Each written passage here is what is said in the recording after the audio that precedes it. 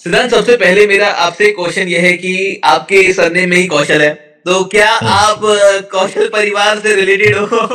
कुछ है relation? Actually है, बट बहुत दूर का है, तो इट्स नॉट लाइक कि मतलब ऐसा कुछ ऐसा वी नो ईच अदर और समथिंग पर्सनली। हाँ बट हाँ। मेरे बड़े भैया हैं। He had come here to Mumbai, कुछ किसी काम हम्म। से आए थे, तब वो श्याम अंकल को मिले हुए थे। तो ओके है, ओके। कुछ एक है, बट बहुत दूर का कुछ एक रिश्ता है। लाइक है, मतलब कितना सही लगता होगा ना ऐसा छावा के साथ डायरेक्ट कनेक्शन। तो नहीं, मैं बट उनको कभी ऐसा कुछ ऐसा मिला नहीं, कभी भी आज तक नहीं मिला हूँ। Okay okay okay. But yeah I have never met him, और और मुझे पता भी नहीं है कि रिलेशन कहाँ से है, क्या है। To oh be very honest, but है, कुछ कनेक्शन है। I don't know, I have to find out. Nice. तो स्टार्ट करें। तो या सबसे पहला मेरा क्वेश्चन आपके लिए है सिद्धांत, जैसे कि आप एक सॉन्ग राइटर भी हो और आप सिंगर भी हो, तो अब मतलब इस सॉन्ग राइटिंग का सबसे ज्यादा इंटरेस्टिंग पार्ट क्या होता है आपके हिसाब से, आपके पॉइंट ऑफ व्यू से? आई थिंक द मतलब सबसे इंटरेस्टिंग पार्ट मुझे यही लगता है कि कुछ नया क्रिएट करने को मिल रहा है। हाँ हाँ। तो जब एक कोई भी एक ब्रीफ आता है या कुछ भी होता है, हम्म। तो उसमें द द हाईलाइट इज कि अब आपको स्क्रैच से सोचना है, कुछ एक नई एक चीज को जन्म देना है। तो वो बहुत आई थिंक एक्साइटिंग होता है कि अच्छा अब क्या आएगा, बिकॉज क्रिएटिविटी का जो मैं कहता हूँ, I think the best part is, and the point of हाँ। Creativity is that you end up surprising yourself. ये तो है। तो आपने आपके साथ कभी ऐसा हुआ है कि आपने कुछ कोई एक गाना फॉर्म कोई गाना बनाया और आप फिर कुछ नया प्रोजेक्ट करने बैठे हो, तो आप बार बार उसी जोन में जा रहे हो यार, मतलब वही आप गाने का ऐसा पूरा मिक्स एंड मैच हो जाता है? कभी कुछ ऐसा आपके साथ हुआ है? नहीं, मतलब वो होता है अक्सर, क्योंकि हम लोग क्या होता है ना, हम लोग अलग अलग गानों पे साइमल्टेनियसली काम कर रहे होते हैं। हाँ राइट। तो डिफरेंट प्रोजेक्ट्स आर हैपनिंग। तो कई दफा ऐसा भी होता है कि मैं शायद अभी एक पर्टिकुलर गाने को लेके बैठा हूँ, हम्म। लेकिन अब जैसे कुछ कॉफी बनाने गया या नहाने गया, या रास्ते में कहीं अब निकला हूँ स्टूडियो के लिए, तो हो सकता हाँ है शायद हाँ। दूसरे गाने का ख्याल बीच में आ जाए, तो वो नोट डाउन करके उसका वैसे कर दिया, तो वो जर्निंग चलती रहती है। बीच में मैं एक पॉडकास्ट सुन रहा था, आई गेस अमित त्रिवेदी जी का। तो ओके। उसमें उन्होंने बोला कि यार हमको ना हमारा फोन, जो सॉन्ग राइटर कंपोजर्स होते हैं, इवन सिंगर्स ऑल्सो, उनको अपना फोन अपने पास रखना पड़ता है, ना जाने कब कौन सी धुन आ जाए, ना जाने कब कौन सी लिरिक्स आ जाए, तो पट से मतलब ऐसे जल्दी से रिकॉर्ड कर लेते हैं। तो कभी यस, आपके यस, साथ ऐसा यस। कुछ हुआ है कि आप ऐसे कोई जगह पे हो जहाँ पे यूजुअली ऐसे आइडियाज आते हैं, मतलब आपकी क्रिएटिविटी कहाँ से, कोई पर्टिकुलर प्लेस जहां से आपको लगता है कि जैसे मोस्टली मेरी तरफ से बाथरूम में आती है नहाते टाइम, यार आज ये कर लेते हैं, वो कर लेते हैं, ये हो जाता है। तो आपके बहुत साथ लोगों ऐसा का कुछ होता है? है। कहाँ पे होता है? नहीं, मैंने कहा जैसा जैसा आपको जैसा वो क्रिएटिविटी आती है बाथरूम में, बहुत लोगों के साथ ऐसा होता है। बट बट ऐसा कोई फिक्स प्लेस नहीं है जहाँ पे यू नो आएगा। But I think one thing what I have realised is that if I am in motion, let's say मैं हाँ गाड़ी हाँ। में जा रहा हूँ, या कहीं I am on the move, I am on the go, तो मेरे हम्म। आइडियाज थोड़ा फास्टर फ्लो करते हैं। That I have personally realised. मतलब ओके। ऐसा नहीं है कि मतलब स्टैग्नेंट बैठे बैठे भी कई दफा आ जाते हैं ख्याल, when you are in the zone. But hmm. जब मैं चल रहा होता हूँ, मैं ऑन द गो, तब बहुत ऐसे ख्याल एकदम से new things, because I think you are absorbing different things on the way. तो हाँ ये वहां तो से है। वो होता है। सो पर्सनली मुझे वैसा होता है। Right right. और आपने कभी कुछ ऐसा ऐसा कोई गाना जो आपने कंपोज किया हो, आपने गाया हो और आपके दिल के बहुत करीब हो, मतलब कुछ जैसे अपन लेकर ना पर्सनल लाइफ से निकालते हैं, जैसे मैं जब भी कोई ऐसा सैड गाना गाता हूँ तो मेरे को उसकी याद आ जाती है। तो आपका कोई ऐसा पर्सनल गाना? सी, वैसे तो मैं मतलब कंपोज करता नहीं हूँ। मैं ऑफ कोर्स मैं म्यूजिक सीखा हुआ हूँ, बट हाँ हाँ। कंपोज नहीं करता। लेकिन एक ऐसा गाना है जो मेरे एक बहुत ही खास दोस्त है, Paresh Pahuja, is an actor singer. तो he recently featured in Bandish Bandits, and he's been हाँ हाँ doing हाँ his हाँ tour अभी of his concert। हाँ तो हाँ। उनके लिए मैंने एक गाना लिखा था और कंपोज भी किया था, विच इज कॉल्ड सोच के। ओके। तो हाँ, उसकी लाइन है कि सोच के अगर की होती तो मोहब्बत ना होती। ओ हो। तो दैट्स द सॉन्ग। तो अब वो गाना आई थिंक वो ऐसे is very close to me, it's very close to him, because मुझे अभी भी याद है मैंने परेश को जब फोन किया था तो I just randomly told him. तो हम लोग एक हाँ, दूसरे को भाई की जान बुलाते हैं।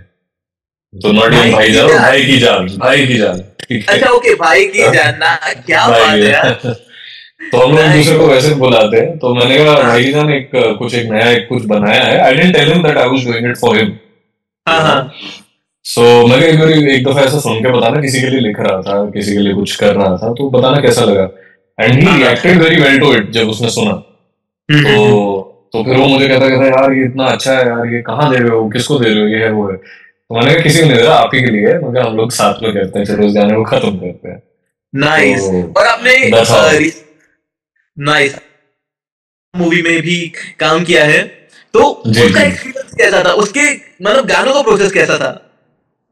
यार बहुत ही मैं मतलब काफी जगह ये बात कही है मैंने कि it's a very collaborative process, है ना। हाँ हाँ anything anything in general creative is a very हाँ कोलैबोरेटिव प्रोसेस, क्योंकि बहुत लोग एक चीज को बनाने के लिए साथ में काम करते हैं।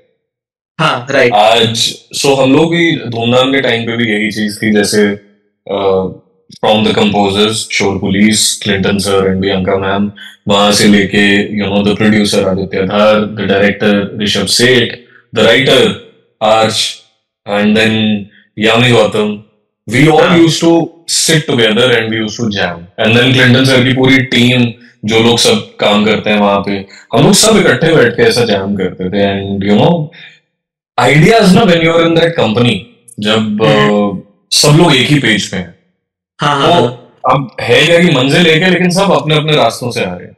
हाँ तो क्या होता है कि वहां पे फिर बहुत ऐसे random conversations can give birth to new ideas. Like हाँ। For example I take 2 minutes of your time कि अरे प्लीज प्लीज ज- प्लीज। जैसे धूमधाम में एक गाना है हाउ आर यू करके। हाँ हाँ हाँ तो हाँ उसमें एक लाइन है कि लग गए खुशियों के जो तड़के जी, दिल नर्वस नर्वस धड़के जी, लब डब करके जी। अब ये जो लब डब जो शब्द है, ये बहुत लोगों को शायद पता नहीं है। लब डब का मतलब होता है हार्ट बीट का जो साउंड होता है, उसको हम मेडिकल टर्म्स में लब डब बोलते हैं। ओके, ये मेरे को भी नया पता चला। हाँ, तो हमने धक धक को रिप्लेस करके लब डब दे दिया, लवडब राइट। लवडब, क्या बात है। लब डब। सो अब ये जो आइडिया जो पनप के आया था वो कैसे आया मैं बताता हूँ। सो मैं आदित्य धर और यामी गौतम के घर पे था, हम लोग सब जाम कर रहे थे।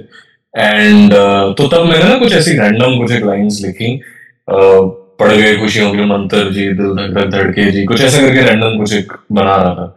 एंड मैंने जब आदित्य को, उनको मैं भाई बोलता हूँ, मैंने भाई को जब सुनाया तो he said यार अच्छा लग रहा है, साउंड भी अच्छा है। एंड जो हम ब्रीफ भी लेके चल रहे थे, मेरे को शादी का सेटअप है, तो वो मंत्र अंतर वो सब एक वर्क कर रहा था। बट देन हाँ ही इज जस्ट लाइक अच्छा चल कॉफी पीते हैं, थोड़ा मखाने वखाने खाते हैं, बैठे हम लोग खाने के लिए। And then he actually told me, he asked me this okay. Question. He is like कि तुझे पता है कि मेडिकल टर्म्स में हार्ट बीट के साउंड को क्या बोलते हैं। तो मैं थोड़ा ऐसा चुप हो गया, शर्मिंदा भी हो गया, क्योंकि मेरी मम्मी डॉक्टर है, तो मुझे पता ही नहीं था, मुझे खुद नहीं पता था ये। एंड हाँ, I said no, I don't know. And he said we call it lub dub. So okay. And मेरा उस टाइम पे माथा थोड़ा सा लाइक वो ट्यूबलाइट जगी।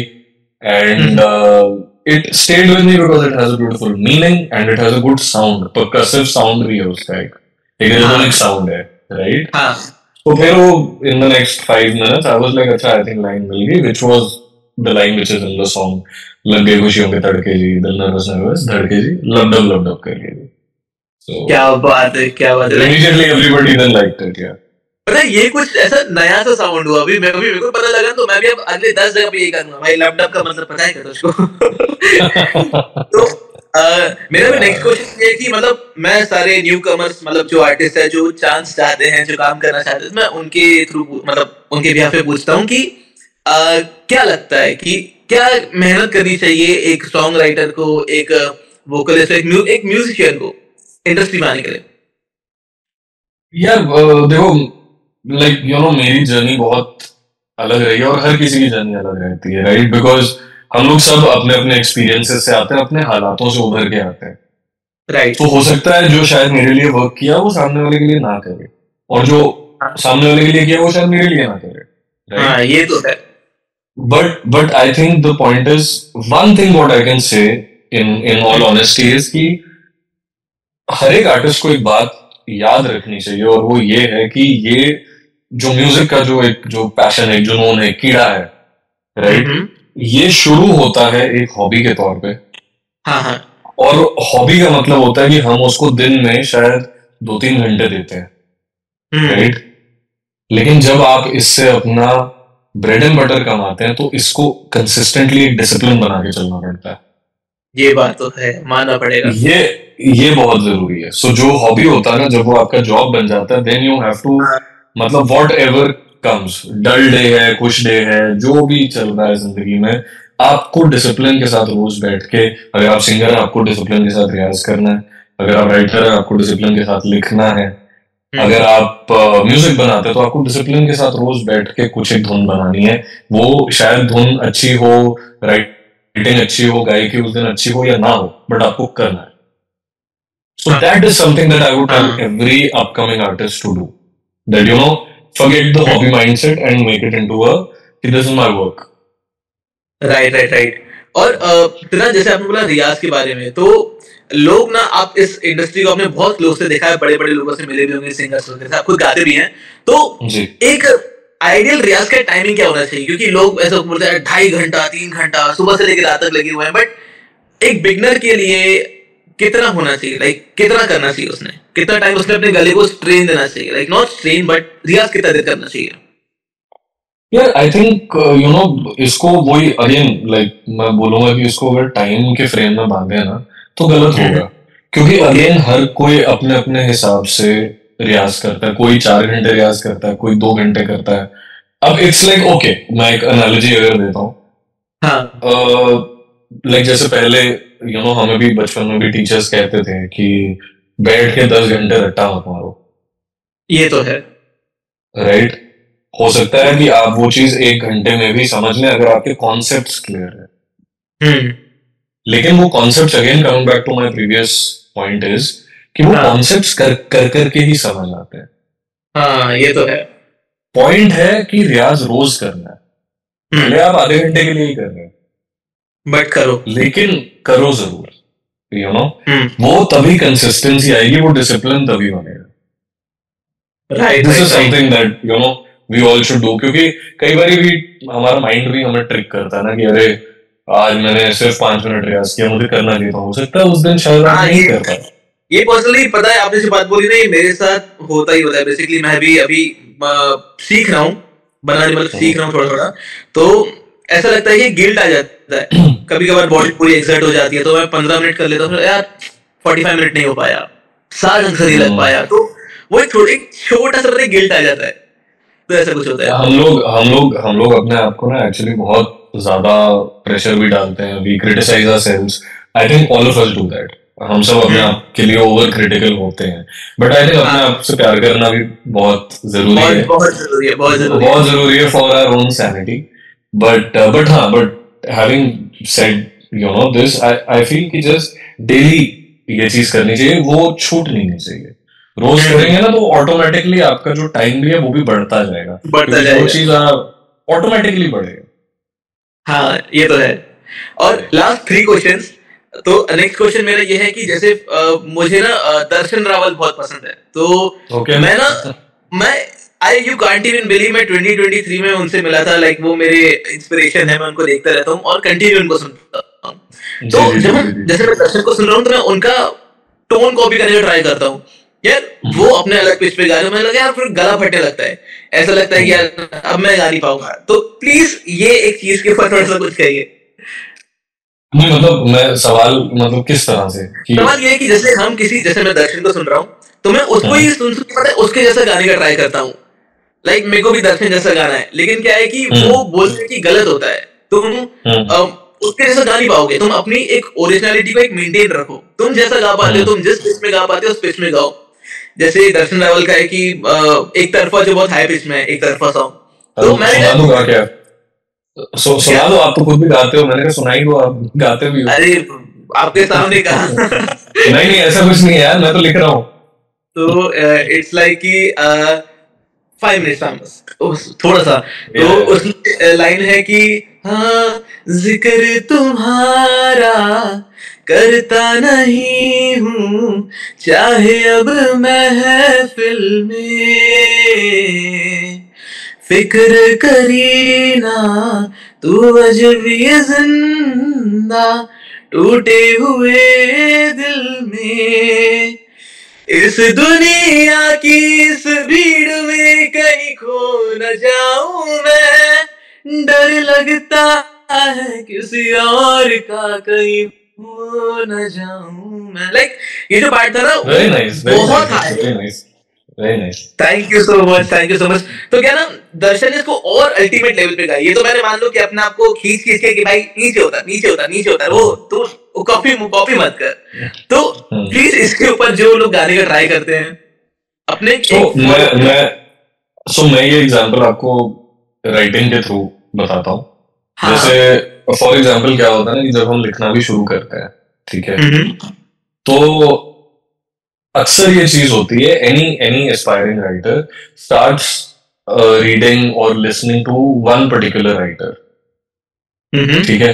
लेकिन जब आप सिर्फ किसी एक इंसान को सुनेंगे ना, तो आप उसकी कॉपी करना शुरू कर देंगे, आप उसी को इमिटेट राइट। करना शुरू करेंगे, right, unknowingly, because that is all that you are observing, hmm. ठीक है।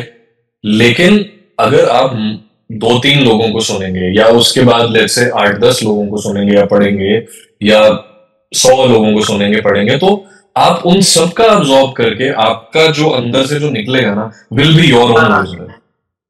हाँ, ये तो है।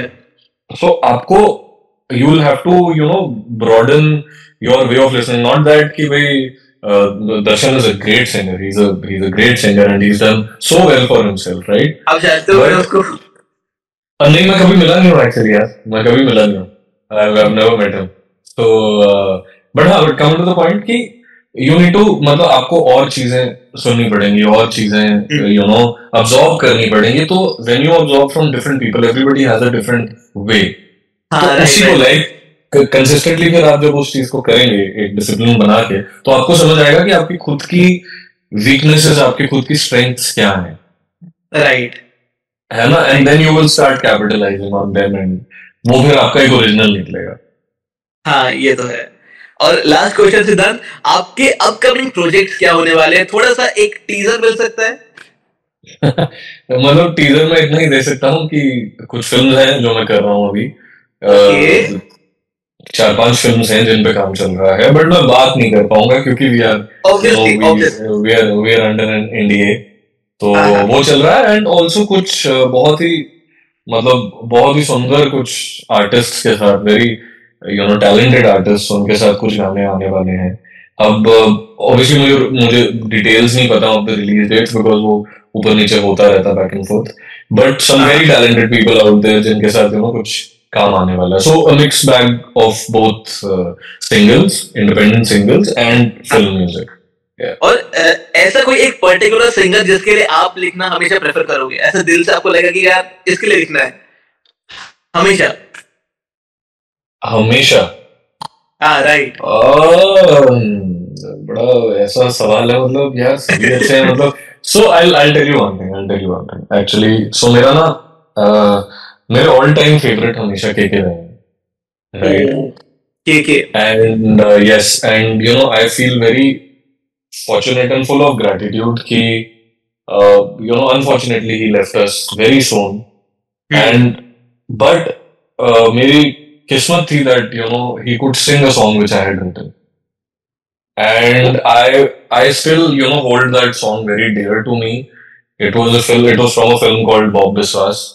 तो हाँ पॉपिस बात, ओके ओके ओके। तो बॉब के राइट। गाने मैंने लिखे थे, एंड उसमें एक गाना उन्होंने गाया था which was a situational song, but वो जो जो उनके साथ वो जो कुछ घंटे मैंने बिताए, एंड उनसे जितनी बातचीत हुई, तो it was one of the best things of my life, memory जो मैं हमेशा चेरिश करूंगा, कि उनके साथ में बैठा, और मुझे एक वाकया याद है कि वो अंदर डबिंग कर रहे थे, और मैं बाहर हाँ। ऐसे रूम में बैठा हूँ and he is dubbing. So line खत्म करने के बाद ना तो ऐसा माइक पे ऐसा पूछने लगे, अरे सिद्धांत कैसा लग रहा, तू मुझे बता कैसा। और मैं मतलब ऐसा मुंह ऐसा खुला का खुला रह गया। और मैंने कहा अरे सर मैं तो बचपन से मतलब बड़ा हुआ हूँ आपके गाने सुनते हुए एंड मतलब why are you asking me, whatever you're doing is phenomenal। मतलब मेरे लिए तो इट वाज लाइक कि एक ड्रीम मेरे सामने मुझे दिख रही है हकीकत में कि ये हो रही है पूरी। Right. So I wish he was here and I could have written many more songs for him. क्या बात है, थैंक यू सो मच सिद्धांत साथ जुड़ने के लिए और बात अरे करने नहीं, के लिए। थैंक यू भाई।